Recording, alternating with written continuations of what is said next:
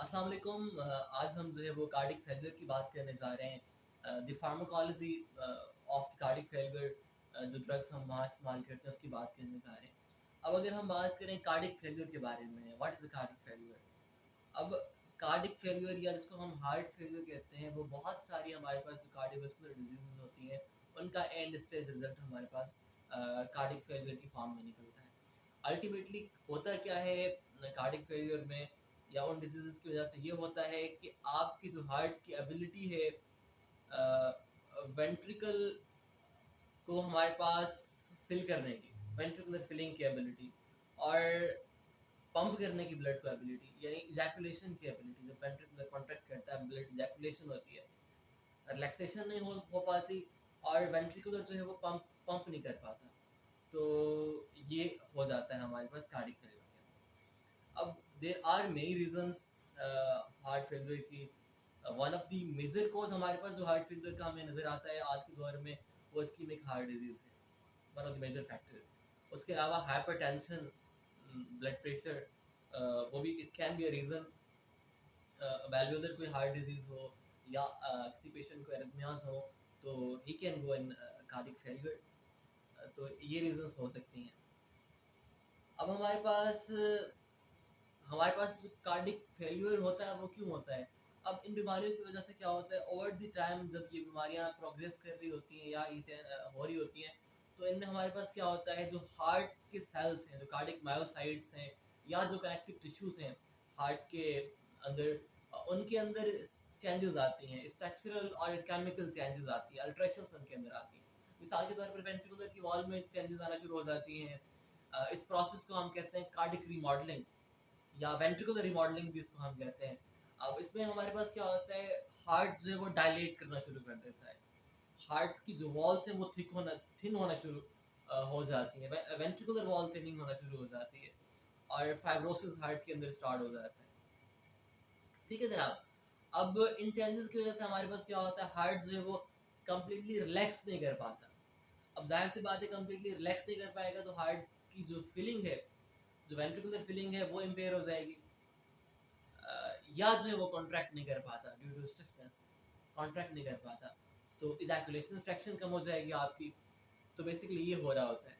अब there is a question कि cardiac remodelling क्यों होती है, दीज चेंजेस हमारे पास कार्डिक मायोसाइट्स में क्यों आती हैं? बेसिकली ये बात मानी जाती है कि जब ये चेंजेस न्यूरो एंडोक्राइन सिस्टम हमारी बॉडी में मौजूद है, इसकी वजह से प्राइमरी आती हैं। जब इस्कीमिया होता है या एक्सेसिव स्ट्रेच जब हमारी मायोकार्डियल मसल्स के ऊपर आता है ड्यू टू एनी पैथोलॉजी या किसी और डिजीज की वजह से, तो हमारे पास क्या होता है, रेनिन एंजियोटेंसिन सिस्टम एक्टिवेट होता है और सिंपैथिक नर्वस सिस्टम एक्टिवेट हो जाता है और बहुत सारे इन्फ्लेमेटरी मीडिएटर्स या साइटोकाइंस रिलीज होते हैं और बहुत सारे लोकल मीडिएटर्स रिलीज होते हैं। अब ये क्या करवाते हैं, ये इंड्यूस करवाते हैं कार्डिक जो सेल्स होते हैं मायोसाइट्स की हाइपरट्रॉफी करवाते हैं, उनको साइज में बढ़ाना शुरू कर देते हैं। ठीक है जनाब। और एपोप्टोसिस शुरू हो जाता है, कोलेजन की प्रोडक्शन बढ़ना शुरू हो जाती है, वहाँ पर फाइब्रोब्लास्ट की प्रोलिफरेशन ज़्यादा होने शुरू हो जाती है। बेसिकली हमारा हार्ट जो है वो कंपनसेट करने की कोशिश कर रहा है, हमारी बॉडी जो है वो जो इजैकुलेशन फ्रैक्शन कम हुई है, ब्लड की नीड बॉडी की पूरी नहीं हो पा रही, ऑक्सीजन की नीड इस्कीमिया में, या जो है वो हार्ट प्रॉपर पंप नहीं कर पा रहा, तो वो उसको ओवरकम करने के लिए चेंजेस बॉडी कर रही होती है। But in the long run ये चेंजेस जो है वो बहुत खतरनाक साबित होती है। अब मिसाल के तौर पर अगर हम बात करें एंजियोटेंसिन 2 के बारे में, जो कि जब मैकेनिकल स्ट्रेच आ रहा होता है हार्ट के मसल्स के ऊपर, तो वो वहाँ लोकली लोकली भी सिक्रेट होता है। इसके अलावा मैंने बात की रेनन एंजियोटेंसिन सिस्टम के बारे में, तो रेनन जो है वो पाथवे जब एक्टिवेट होता है तो हमारे पास एंजियोटेंसिन 2 बनता है, वो वहाँ पर भी बनता है, तो वो भी ब्लड में शामिल होता है। तो अब इसने क्या करवाना होता है, इसने हमारे पास ये इंड्यूस करवाता है फाइब्रोब्लास्ट की प्रोलिफरेशन और कोलेजन की हमारे पास प्रोडक्शन करवाता है ये। ठीक है। तो उसकी वजह से हमारे पास क्या होता है, हार्ट की हाइपरट्रॉफी होना शुरू हो जाती है, हार्ट बड़ा होना शुरू हो जाता है, डायलेट करना शुरू कर देता है और due to excessive collagen fibrosis भी होना शुरू हो जाता है। तो उसकी वजह से हमारे पास क्या होता है, हार्ट की वॉल्स जो है वो एट्रियाज इतने थिक हो जाते हैं कि वो रिलैक्स कम्प्लीटली नहीं कर पाते ड्यू टू कोलिजन, तो फिलिंग नहीं हो पाती, और कॉन्ट्रैक्शन भी जो है वो ड्यू टू अपना प्रोसेस जो है वो सेल मरना शुरू हो जाते हैं, तो कॉन्ट्रैक्शन भी प्रॉपरली नहीं हो पाती। जाहिर सी बात है, अब प्रॉपर फिलिंग नहीं हो रही तो प्रॉपर इजैकुलेशन भी नहीं होगी, क्योंकि for the filling you know the Starling law, जितनी ज़्यादा मायोकार्डियल स्ट्रेस आएगी, जितना ज़्यादा ब्लड अंदर आएगा, उतना वो फोर्सफुली कॉन्ट्रैक्ट करेंगे। तो अकॉर्डिंग टू स्टार्लिंग्स लॉ, अगर फिलिंग कंप्लीट नहीं होगी तो पंपिंग भी बेहतर नहीं होगी, अच्छी नहीं होगी। तो हम कहते हैं कि हार्ट फेलियर का जो हॉल मार्क फीचर होता है वो क्या होता है, आपके स्ट्रोक वॉल्यूम में कमी होना शुरू हो जाती है, reduction in your stroke volume, and cardiac output आपका अल्टीमेटली कम हो जाता है। ठीक है, तो एक तो ये बात है। अब अगर स्ट्रोक वॉल्यूम कम हो गया है, स्ट्रोक वॉल्यूम कम हो गया है, तो इसको हम कह सकते हैं कि डायस्टोलिक डिस्फंक्शन है। ये डायस्टोलिक डिस्फंक्शन की वजह से भी कम हो सकता है, सिस्टोलिक डिस्फंक्शन की वजह से भी कम हो सकता है, यानी कि वेंट्रिकल आपका या तो प्रॉपरली फिल नहीं हो रहा, ठीक है, अगर आपका वेंट्रिकल प्रॉपरली फिल नहीं हो पा रहा, या तो आपका वेंट्रिकल जो है वो कॉन्ट्रैक्ट नहीं कर पा रहा, प्रॉपरली एम्प्टी नहीं हो पा रहा, तो ये दो कंडीशंस हो सकती हैं। इसकी वजह से हमारे पास कार्डिक आउटपुट कम हो जाएगा। ठीक है जनाब। अब जो डायस्टोलिक डिस्फंक्शन होता है उसमें हमारे पास क्या होता है, हार्ट प्रॉपरली जो है वो फिल नहीं हो पा रहा होता, प्रॉपर फिलिंग नहीं होती, यानी यानी वेंट्रिकुलर प्रॉपरली रिलैक्स नहीं हो पा रहा होता। और अगर हम सिस्टोलिक फेलियर की बात करें तो उसमें प्रॉपर वो पंप नहीं कर पा रहा होता, कॉन्ट्रैक्शन वेंट्रिकुलर की प्रॉपर नहीं हो पा रही होती। ठीक है जनाब। अब ये बात तो हमारे पास हो गई। अब अगर हम बात करें लेफ्ट वेंट्रिकुलर फेलियर के बारे में, इसको हम लेफ्ट साइडेड हार्ट फेलियर भी कह सकते हैं। लेफ्ट वेंट्रिकुलर प्रॉपरली पंप नहीं कर रहा होता, सो लेफ्ट वेंट्रिकुलर अगर पंप नहीं करेगा तो प्रेशर हमारे पास कहाँ पर आएगा, आपका पल्मोनरी सर्कुलेशन में प्रेशर बढ़ जाएगा, क्योंकि लेफ्ट वेंट्रिकुलर में ब्लड आना होता है लंग्स से, जो ऑक्सीजनेटेड ब्लड होता है, तो अगर वो प्रॉपर फिल ही नहीं हो पा रहा, पंप ही नहीं कर पा रहा, तो ब्लड जो है वो लंग्स के अंदर एक्यूमुलेट करना शुरू कर देगा, और लंग्स के अंदर एडिमा होना शुरू हो जाएगा, कफ होना स्टार्ट हो जाएगी, चेस्ट कंजेशन स्टार्ट हो जाएगी। ठीक है जनाब, लेफ्ट वेंट्रिकुलर फेल्यूर में ये हो जाता है, यानी पल्मोनरी सर्कुलेशन में प्रेशर जो है वो आपका बढ़ जाता है।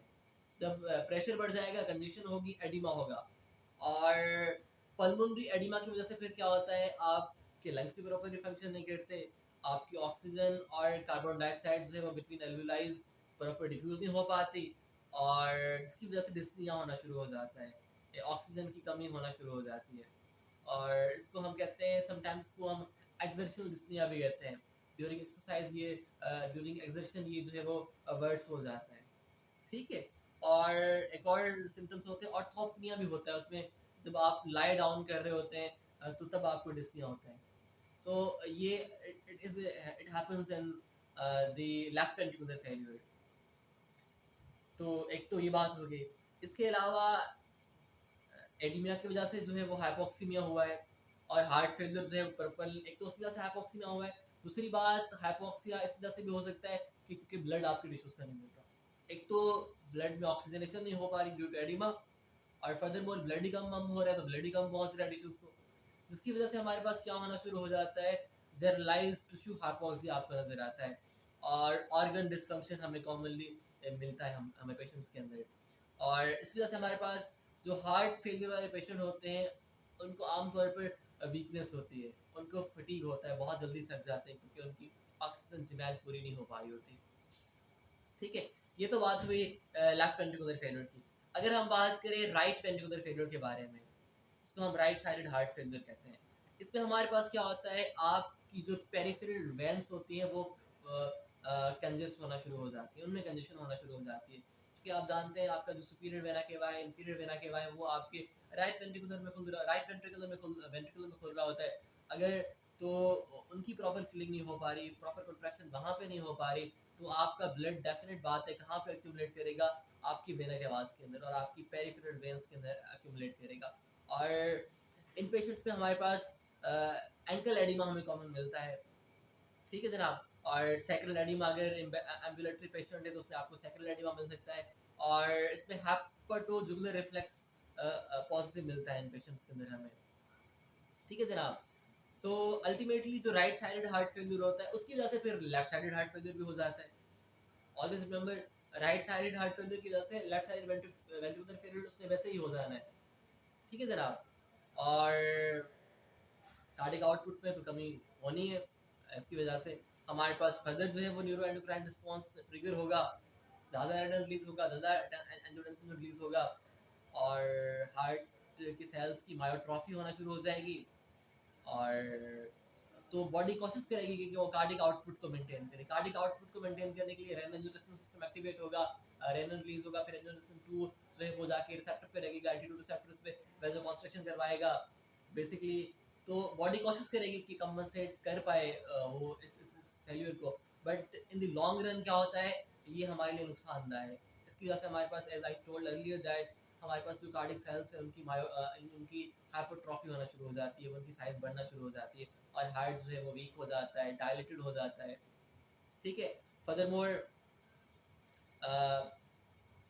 एज आपको इतना तो पता होगा कि एंजियोटेंसिन 2 जो है रेन सिस्टम की वजह से आया है हमारे ब्लड के अंदर. तो ये अल्डोस्टेरोन को सीक्रेट करवाता है, और अल्डोस्टेरोन के बारे में पता है आपको कि ये सोडियम की रिटेंशन करवाता है बॉडी में. जब सोडियम बॉडी में रिटेन होता है तो वो ज़्यादा वाटर को पुल करता है, तो ब्लड वॉल्यूम बढ़ जाएगा. एक तो आपका हार्ट जो है वो पहले ब्लड को पंप नहीं कर पा रहा, ऊपर से आपने अल्डोस्टेरोन की वजह से सोडियम को ज़्यादा रिटेन करना शुरू किया है, तो आपका कार्डिक वॉल्यूम वैसे ही बढ़ गया. एक तो पंप नहीं कर पा रहा, ऊपर से आपने वॉल्यूम बढ़ा दिया ब्लड का, तो ये और ज़्यादा नुकसानदा हमारे पास हो जाता है. ठीक है जनाब. तो that was actually overview of the heart failure. अब will talk about in the next video, will talk about the mechanisms of the drugs action. अब हम कौन सी ड्रग्स यूज़ करेंगे हार्ट फेलियर के लिए. So thank you very much.